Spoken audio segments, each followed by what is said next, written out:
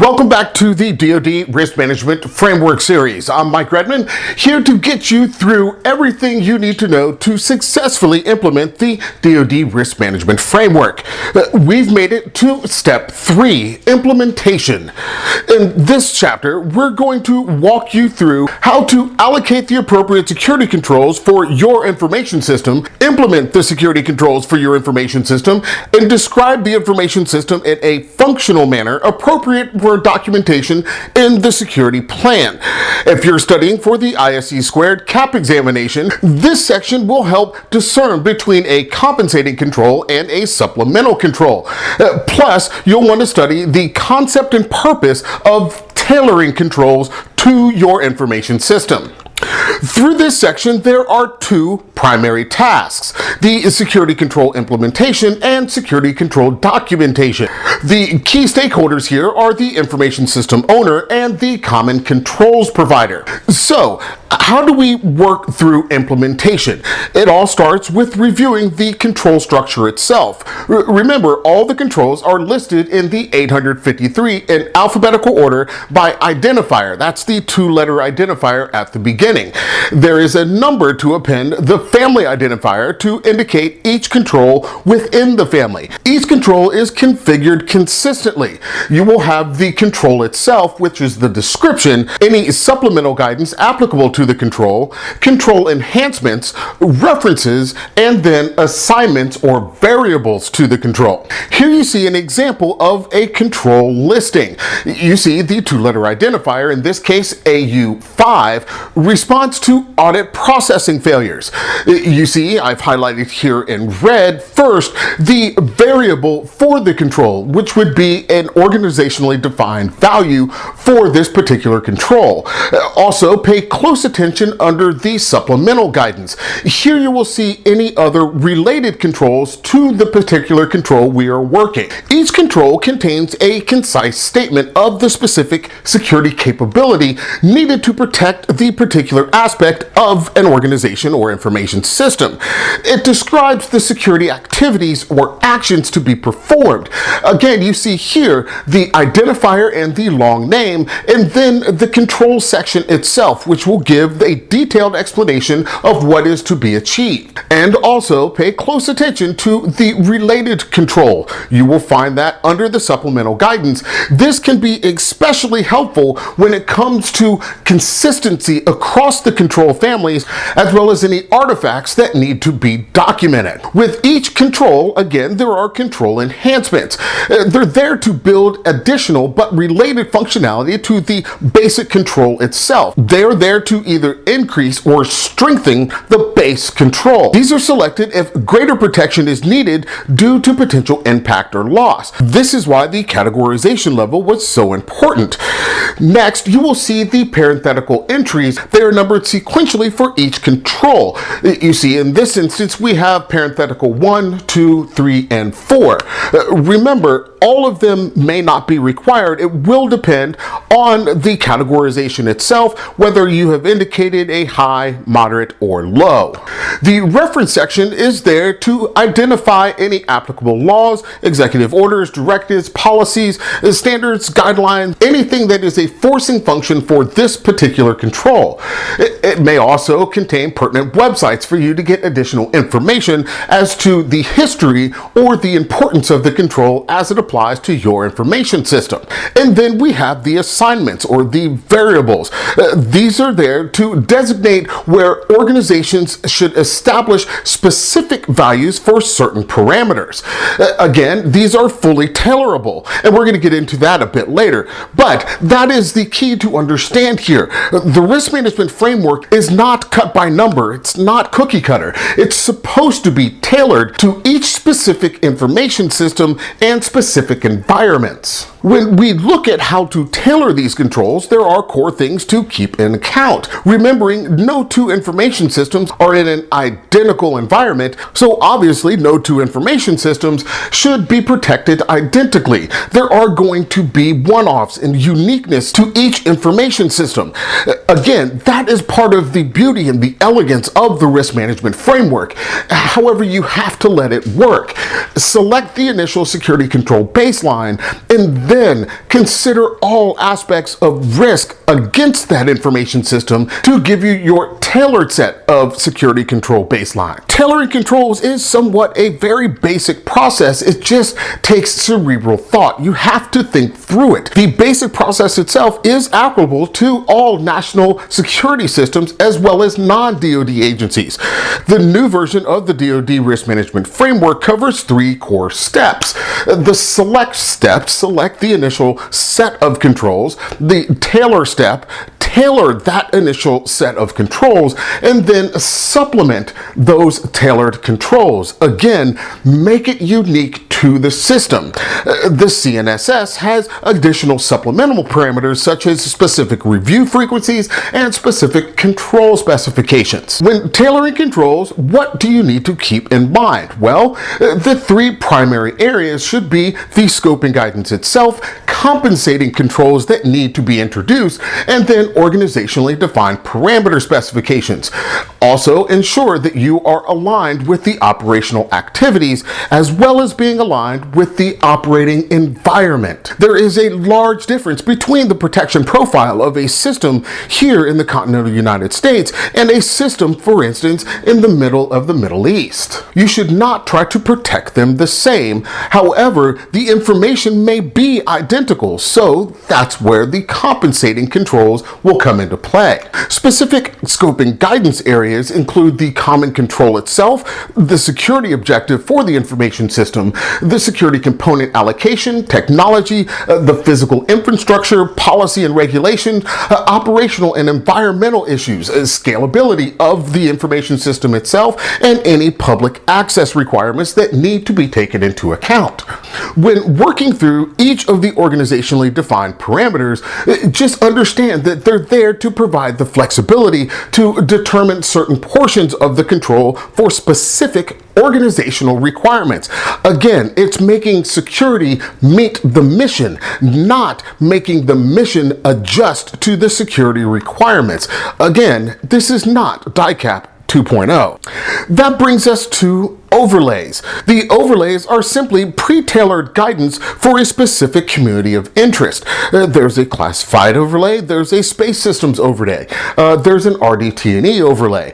Anyone can create an overlay as long as the community of interest is wide enough and the authorizing official accepts it. The overlays are there to address specialized requirements for that community of interest, mission and business functions that are unique to that group, any specialized technologies like space systems, and general environments of operation. Again, RDT&E would be a perfect example. So the overlays have a complement section. What you're looking to do here is to add or eliminate controls that are not applicable to that particular information system within that community of interest. It's there to adjust to the applicability of interpretations for specific information technologies, computing paradigms, environments of operation like the desert, and establish a community-wide perimeter of value that can be consistent across the entire community. So, like I said, anyone can create an overlay as long as it has the key components. These would be what you would need to include in your overlay for a unique community of interest system. The identification, the overlay characteristics themselves, the applicability, who's it for, the overlay summary, why have we created this overlay, a detailed overlay control specification, this is where you will lay out all specified controls, tailoring considerations, what a community of interest might need to consider when tailoring in or out additional controls for this particular overlay, any applicable definitions, and additional information or instructions. That now brings us to supplementing controls. Sometimes the baseline controls are just not sufficient. You need to add or bolster a control to meet the system requirements in a particular environment or operating posture. But remember, supplementing controls are not the same as Compensating controls. So why might you need to supplement controls? Maybe a specific threat or vulnerability. Perhaps a cross-domain service is required.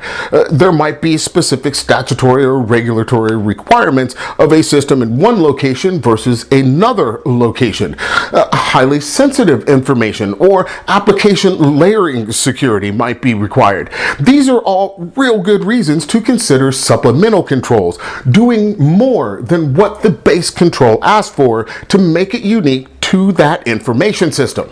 So a good example of supplementing controls would be advanced persistent threats. Not all information systems are necessarily susceptible to APTs, but some are. For those that are, you would need to add or supplement additional controls. For instance, to fully address the advanced persistent threat, concepts such as insider threat protection, diversity, description, non-persistence, and segregation may need to be considered for that particular information system.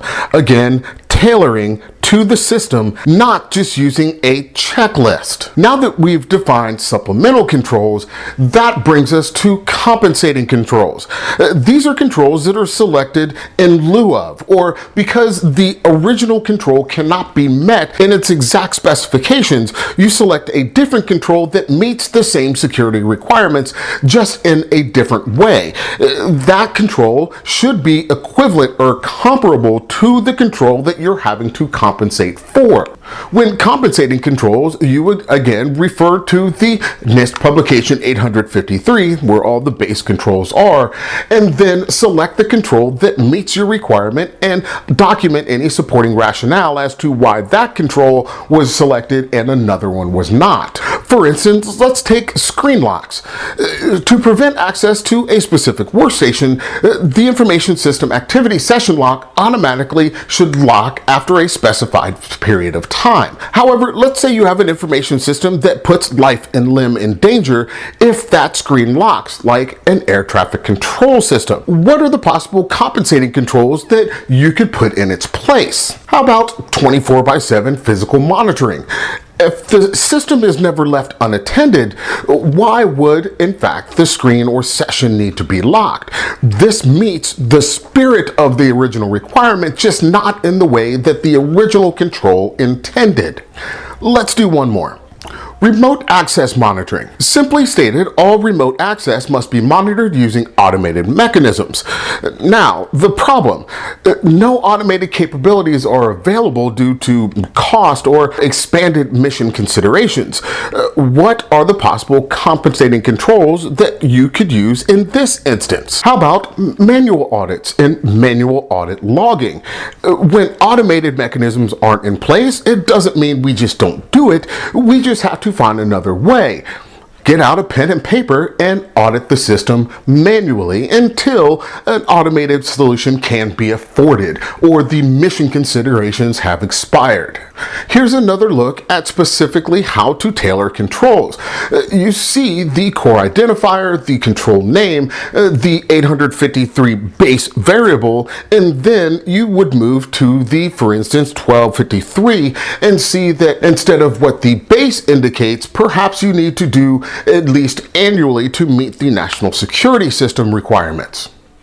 Again, this is nothing more than tailoring a control to the requirements of the system and the mission. So why do we tailor these controls? What is the advantage of tailoring controls? At its heart, it's simply to sufficiently mitigate the risk to the organization operations and assets, individuals, and other organizations, as well as the nation.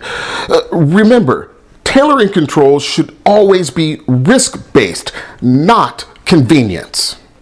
Just like any other controls, whether you have tailored them or left the base intact, you need to consider that these are breathing systems. They move and they adjust. They're not static, most of them, so you will need to revisit the controls on a periodic basis. For instance, there could be a changing or emergent security requirement that has presented itself, and if that's the case, the base control may no longer be sufficient. You might have to move to a supplemental control, or emerging threats or vulnerabilities or attack methods have presented themselves, and now the base is no longer sufficient and supplemental or compensating controls would need to be selected. That brings us to the core documentation.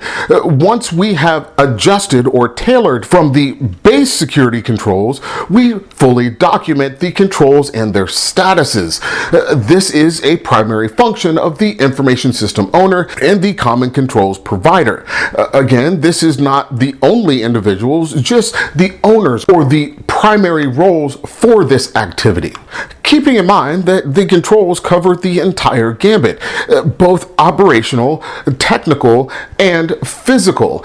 So this is not a one group activity. This literally cuts across all organizational requirements, from physical and environmental to operations security, IT and information security, personnel security.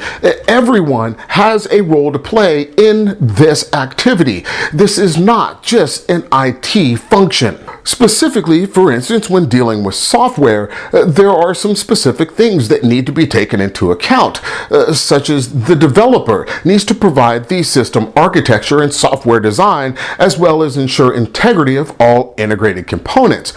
The stakeholder that software has been developed for needs to make sure to conduct an initial certification analysis, as well as conduct a system test readiness review. In our next section, we will take a look at step 4, assess.